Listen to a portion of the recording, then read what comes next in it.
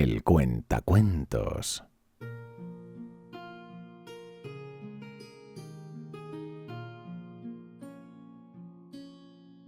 Este relato pertenece a la serie sobre la historia de Warhammer 40.000. Gracias a la web Wikihammer 40K por permitirme compartir contigo este relato. Si te gusta mi contenido, ayúdame para poder seguir haciéndolo cuando te suscribes, le das a like y dejas un comentario. Ahora, acomódate y déjate llevar por esta historia.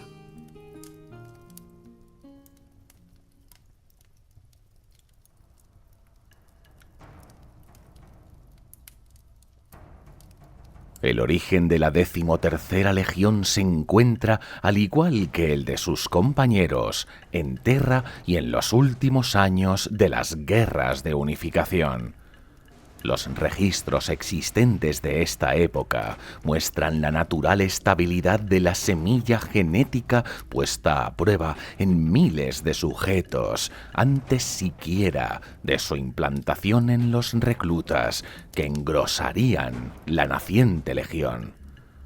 Aunque era algo que se esperaba de todas, sí que se descubrió una serie de patrones que la diferenciaban del resto, aspectos que potenciaban en los individuos tendencias hacia la cohesión y la adopción de jerarquías, junto con una dedicación casi patológica al logro de un objetivo asignado, algo que se acentuaba al ser comparadas con las semillas de legiones como la 5ª o la 12ª, inclinando a sus portadores a actitudes más individualistas y conflictivas, impregnando en las que serían conocidas como los devoradores de mundos o cicatrices blancas, formas de proceder completamente diferentes. La 13ª Legión fue creada hacia el final de las Guerras de Unificación, desarrollada a partir de una semilla genética que se observó que no presentaba mutaciones y que poseía una gran adaptabilidad.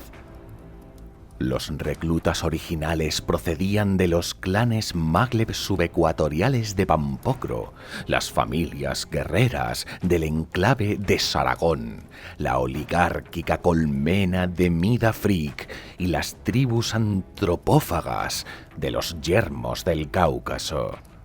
A pesar de lo variados que eran en cultura y origen, todos estos grupos tenían un factor en común: su violenta y a menudo amarga resistencia a las últimas etapas de la unificación.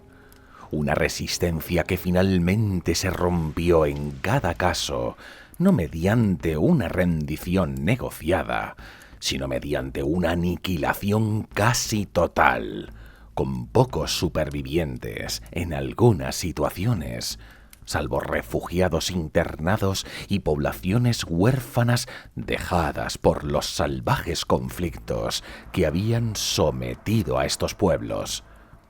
La Legión fue creada en una etapa tan avanzada de la guerra que no se involucró en operaciones de combate registradas en Terra. Así, durante las primeras fases de la Gran Cruzada, la 13ª recibió su primer nombre como testimonio de su procedencia. Los reclutas de los clanes destruidos renacerían tras las últimas guerras en Terra, forjando un espíritu conjunto basado en la renovación y la nueva identidad como parte del imperio naciente. Por ello, serían conocidos como los nacidos de la guerra. A pesar de no haber actuado durante la reunificación, la 13ª no tardaría en mancharse las manos, ya que fue una de las legiones durante la primera pacificación de Terra, formando parte del ataque frontal junto con los puños imperiales mientras que los futuros lobos lunares se encargaban de destruir las defensas antes de que los selenitas tuvieran siquiera oportunidad de defenderse. La brillante estrategia desembocó en una victoria aplastante contra los rebeldes de Luna, algo que encumbraría a las 3 legiones. A esta victoria le sucederían muchas más, ya fuera actuando en solitario como en colaboración con otras fuerzas imperiales. Desde la destrucción de los belicosos alienígenas procedentes del falso planeta de Sedna, pasando por la destrucción del Imperio Scorvidiano, hasta la liberación de muchos planetas como Diurnus, Lorin Sigma, Sekel o Nedeble, la 13ª no tardó en empezar a acumular victoria tras victoria, dejando una estela de éxitos a su paso. Y es que cada legión demostraba en su modo de actuar inherente formas de proceder completamente diferentes. El emperador había diseñado a cada primarca y por consiguiente a cada legión para enfatizar aspectos diferentes que más adelante pudieran convertirse en ventajas para aumentar la eficiencia en combate cuando cada situación lo requiriese, adoptando la táctica correcta usando la legión más idónea. Mientras que en otras legiones se potenció la capacidad de infiltración, los ataques rápidos o el impulso incontrolable por la violencia desmedida, en la 13ª se destacarían la mezcla equilibrada entre la agresión y la moderación, enfatizando sobre todo la capacidad por la adaptación a cada situación. Donde otras legiones tendrían dificultades, ellos encontrarían la manera más eficiente de actuar. En ellos se encontró una disciplina y determinación que los hacía sumamente adecuados para las operaciones de fuerza conjunta y guerra entre teatros de operaciones. La legión también obtuvo un éxito significativo en operaciones independientes, donde tomó el mando directo de tanto las fuerzas de apoyo mortales secundarias de la Imperialis Auxilia como del propio ejército imperial. En este último caso, la 13ª Legión a menudo destacaba cuadros de sus propios guerreros para que actuaran como prebostes y disciplinadores si era necesario, impartiendo justicia final a los recalcitrantes e inspirando valentía desde las líneas del frente, deberes que muchas otras legiones rechazaban por considerarlos inferiores a su honor, o un mal uso de las legiones astartes en batalla. En su adaptabilidad y rango de operaciones, podían golpear con la fuerza de los manos de hierro, hasta liderar con la eficacia de los hijos del emperador. Sus propias artes de guerra habían evolucionado rápidamente a partir de los principios establecidos durante su adoctrinamiento y entrenamiento, combinándose con influencias extraídas de la multitud de culturas marciales de las que se fundaron y de las otras legiones junto a las que servían. Lo que no imitaban de otros, lo adaptaban para mejorarlo. A pesar de ello, con el paso de las décadas, la 13ª fue desarrollando ciertos aspectos propios que definirían su forma de pensar en los años venideros. A medida que las batallas acontecían, fueron deshaciéndose de toda parafernalia que frenase la adquisición más rápida de victorias, buscando siempre la mayor eficiencia con el menor gasto. Tal estoicismo transformó a la legión en una herramienta que demostró su valía en cada campo de operaciones en el que actuó. Por otra parte, a pesar de que se les consideraba inquebrantablemente leales a la causa del imperio, la decimotercera fue desarrollando un orgullo propio que les llevaba a estar constantemente comparándose con el resto de legiones, no solo aprendiendo de ellas, sino buscando ser mejores, involucrándose en una rivalidad abierta de logros con las otras junto a las que servían. Llegó un momento en que la decimotercera había aumentado en número hasta una fuerza activa de alrededor de 33.000 marines espaciales, cuyo grupo de batalla principal ahora consistía en la autónoma 12ª Flota Expedicionaria. Esta expansión de su número en un espacio de tiempo relativamente corto se había debido a dos factores principales. El primero era que su particular estilo práctico de guerra tendía a evitar las bajas siempre que fuera posible, en comparación con las tácticas empleadas por algunas otras legiones.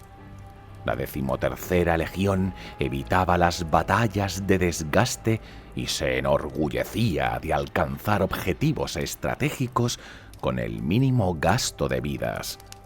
Y cuando se trataba de mundos humanos que se podían salvar, este deseo también se extendía a la minimización de los daños colaterales en los civiles. El segundo fue la fiabilidad de su semilla genética. A pesar de que las tasas de éxito de implantación de semilla se mantenían en la media que en el resto de legiones, había demostrado tener una mayor resistencia a los errores durante la replicación, sufriendo relativamente pocas mutaciones en el reciclaje de órganos progenoides cosechados de entre los marines caídos. Esto permitió a la legión expandir constantemente sus números, incluso sin la estabilización genética que trajo consigo la disponibilidad del código genético maduro propio de un primarca. La decimotercera pronto comenzó a hacerse un nombre y a destacar entre las demás. Los éxitos se sucedían, pero pronto le llegaría la hora de entender que no siempre se podía conseguir la victoria.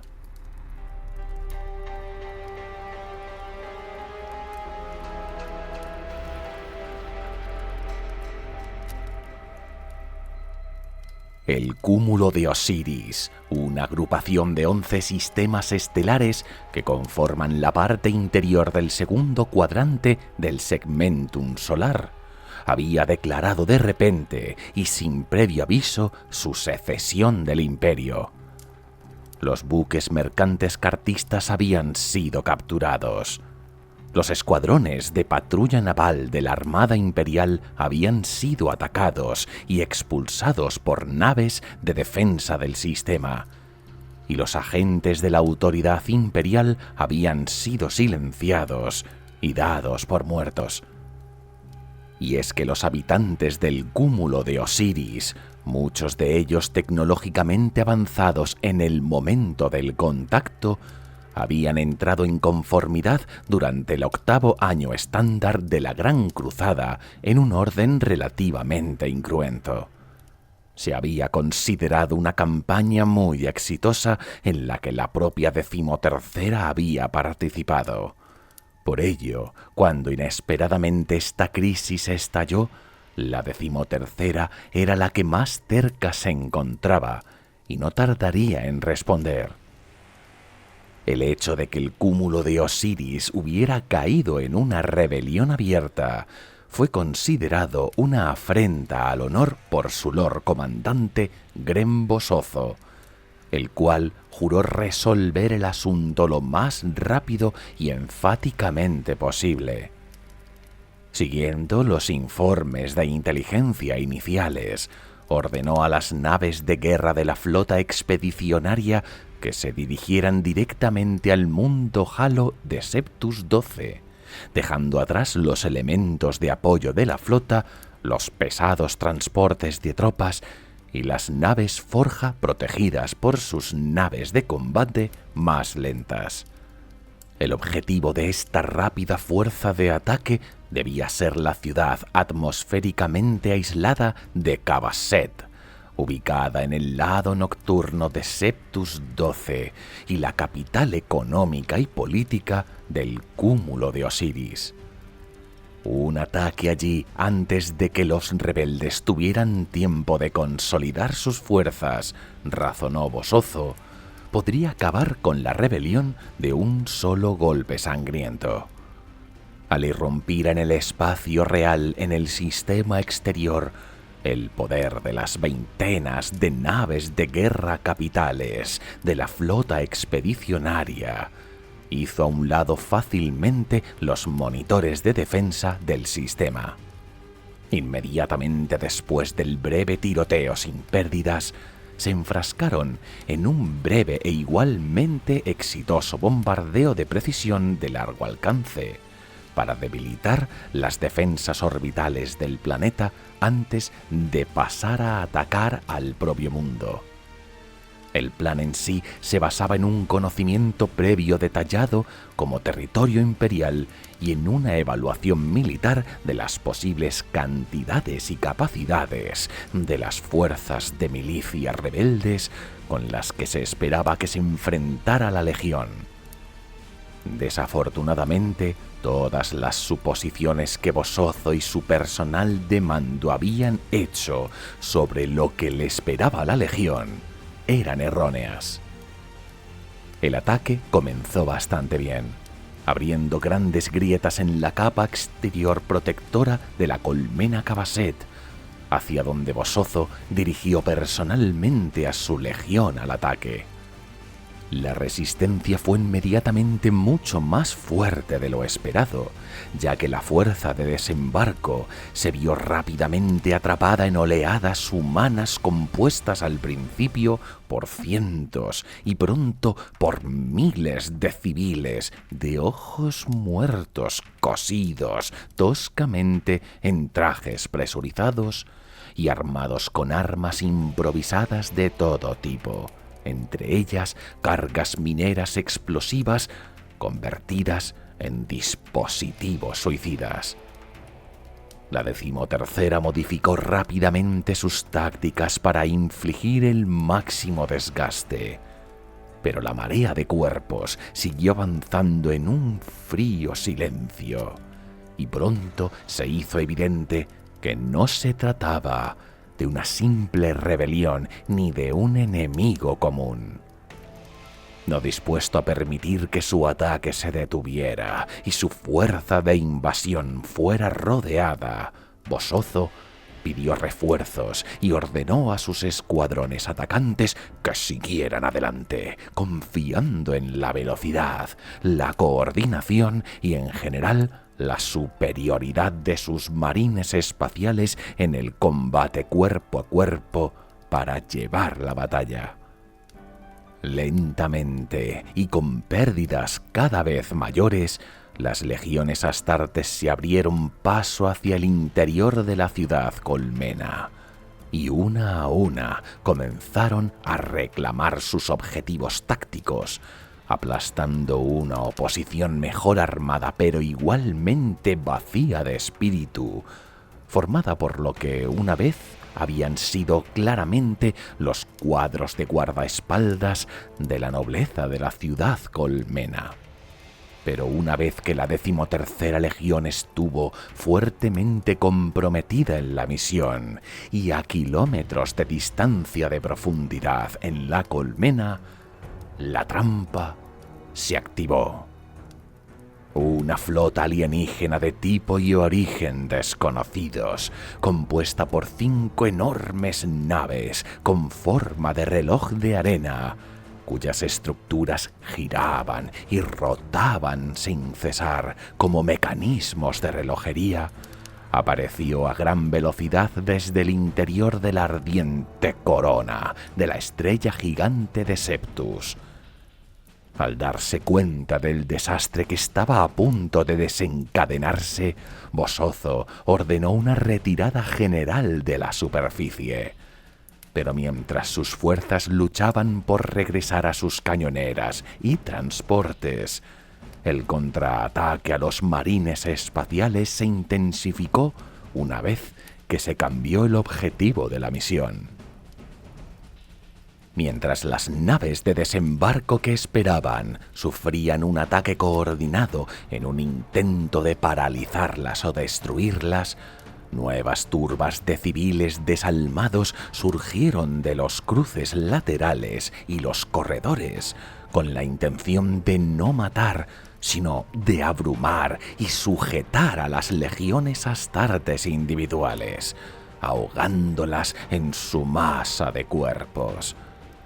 Mientras en el vacío las dos flotas chocaron.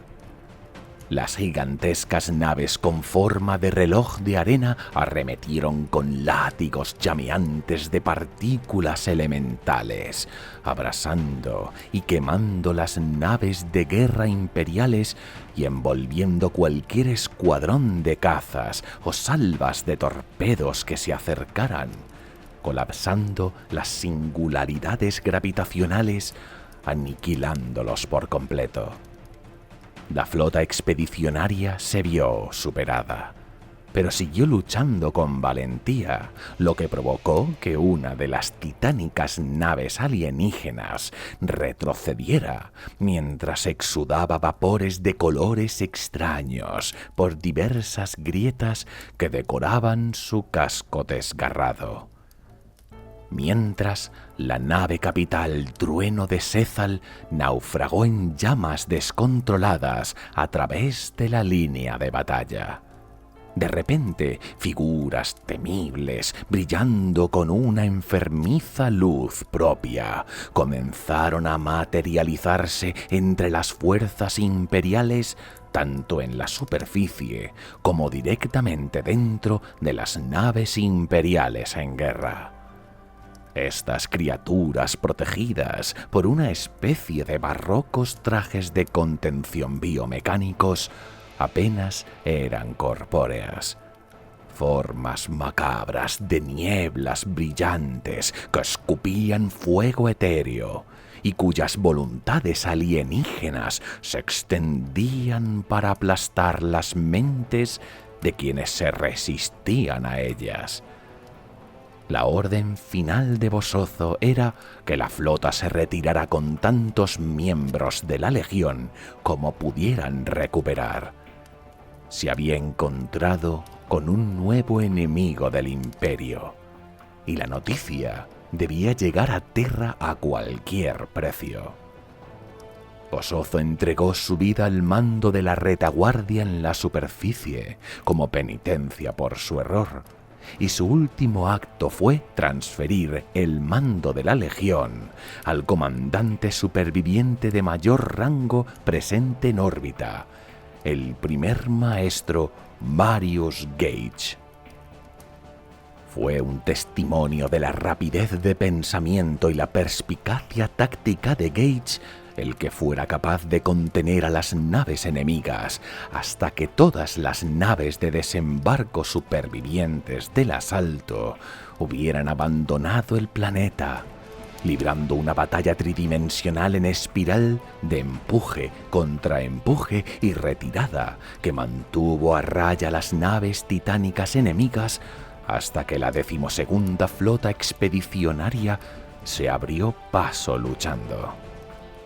Al final, lo que podría haber sido un desastre se convirtió en una mera derrota, y cuando todo se evaluó después, la 13ª había sufrido la pérdida de más de 6.500 marines espaciales, la cifra más alta en una sola batalla en la historia de la 13ª. Entre los perdidos se contaba gran parte de la élite de la Legión, muchos de ellos veteranos terranos desde su fundación, y su Lord Comandante Gren Bosozo entre ellos. La flota también había sufrido mucho. Una cuarta parte de sus buques de guerra se habían perdido o tenían daños irreparables, especialmente su buque insignia.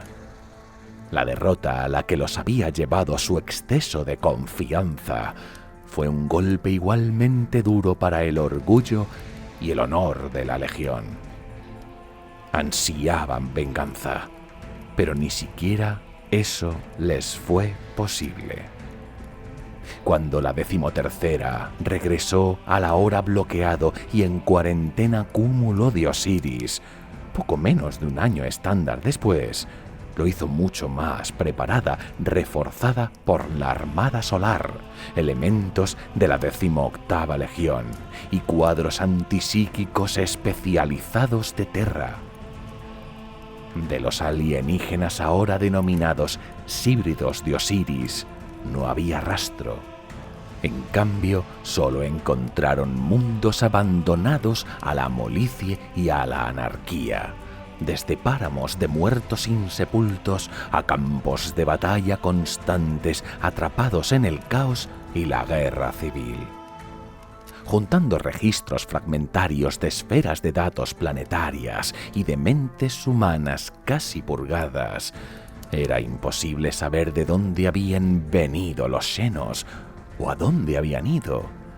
Solo que habían operado de manera encubierta al principio, reclamando mundos insidiosamente, quemando las voluntades de sus poblaciones, robando algunos cuerpos al vacío y dejando a los demás simplemente perecer por hambre y guerra. Habían enviado a otros mundos primero a la rebelión y luego a la lucha mediante la dominación psíquica encubierta de sus gobernantes y la manipulación de los miedos de su población. La revelación era la de un enemigo tal vez no numeroso, pero sí insidiosamente poderoso, una clara amenaza ahora marcada para ser exterminada por la propia orden del emperador. Tras la breve campaña vacía de gloria que devolvió los restos del cúmulo de Osiris al control del imperio para su repoblación, la 13ª hizo un juramento de sangre de venganza contra estos Xenos, donde y cuando fuera que aparecieran de nuevo. La Legión, ahora bajo la dirección de Marius Gage como nuevo Lord Comandante y Maestro de la Legión, se reorganizó y trató de reponer rápidamente sus efectivos y suministros, y después redobló sus esfuerzos al servicio de la Gran Cruzada, como si intentara con cada nueva victoria demostrar que la derrota de Septus XII había sido una aberración que nunca se repetiría. El nombre de su maestro perdido y la batalla en la que cayó se convirtieron en algo de lo que ya no se hablaba, pero que moraba como una sombra sobre los hombros de todos. Esta mácula se convirtió en una llaga de dudas sobre sus propias capacidades. La derrota instaló en los legionarios de la 13ª la constante sensación de estar incompletos, de su propia vulnerabilidad. Al ver el efecto que los primarcas tuvieron al aparecer en sus legiones, entendieron que dicho vacío solo se resolvería cuando el suyo finalmente apareciese. La oscura ironía era que, más de 2 años antes, sin que la Legión supiera nada de ello y antes de los acontecimientos de Septus XII, el emperador ya había localizado a su primarca, pero debido a los caprichos de la disformidad, el contacto no sería posible hasta varios años más tarde. Durante este periodo, breve como fue, y sin embargo pareciendo una eternidad para los hijos de la 13ª, la Legión luchó con un hambre incansable pero sin alegría de batalla, tomando mundo tras mundo para la Gran Cruzada en rápida sucesión, pero rehuyendo ahora tanto los laureles de la victoria como el respeto de sus pares que una vez anheló, hasta que finalmente la hora de su salvación se encontraba en el remoto mundo de Macrash.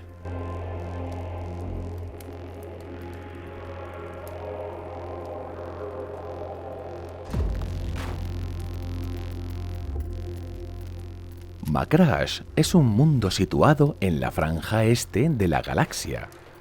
3/4 de su superficie están cubiertos por sombríos afloramientos rocosos y el resto por brillantes océanos.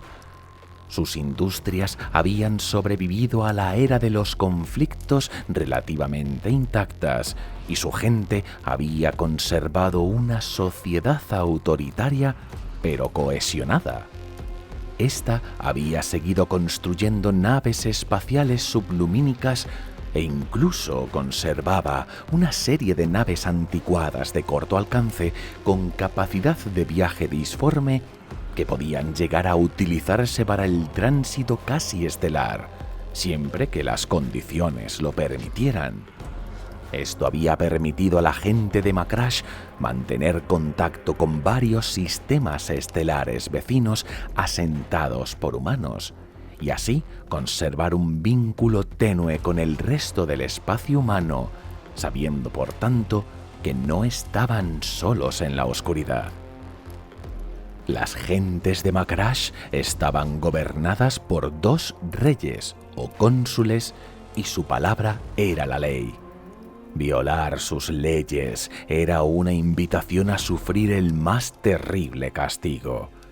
Pero los honestos eran recompensados y los capaces recibían puestos de poder.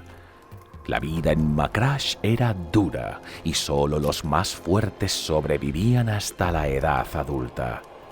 Nada más nacer, el Estado determinaba si un niño o niña eran lo suficientemente fuertes y a los débiles se los abandonaba en la montaña.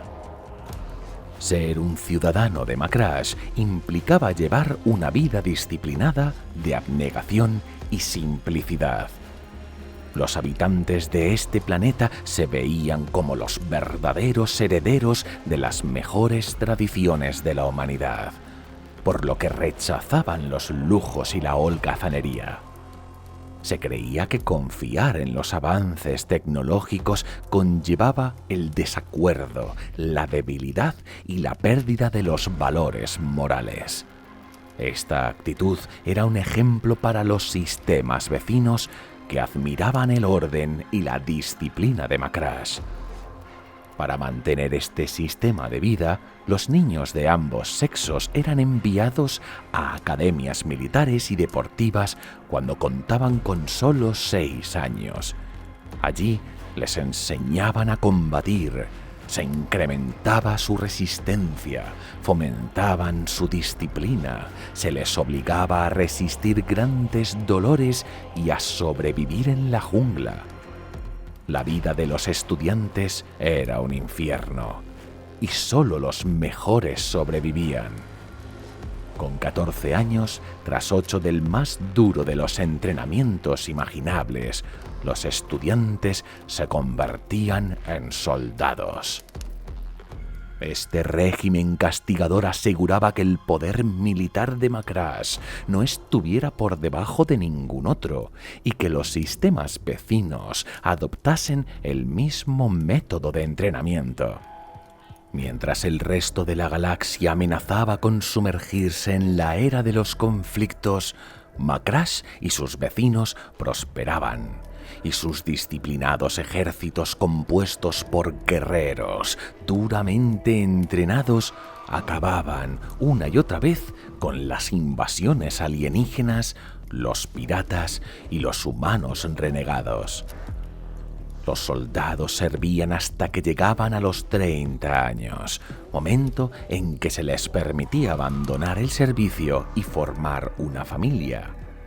Sin embargo, a pesar del éxito militar, el planeta Macrash permanecía salvaje y sin domesticar, incluso con bandidos que llevaban a cabo incursiones desde Illyrium, en el norte. Connor Gilliman, el más poderoso cocónsul, apodado el Rey Guerrero de Macrash, había dirigido ejércitos contra los bárbaros norteños, pero ni siquiera él había sido capaz de pacificar la región. A pesar de que se podía decir que había sido uno de los gobernantes más poderosos y eficientes de la historia del planeta, los conflictos contra el norte seguían repitiéndose como siempre había sido. Las luchas eran un mal enquistado que no encontraban una solución, sin importar la manera en la que se afrontase el problema. Parecía que se tratara de una especie de maldición que nadie sería capaz de superar.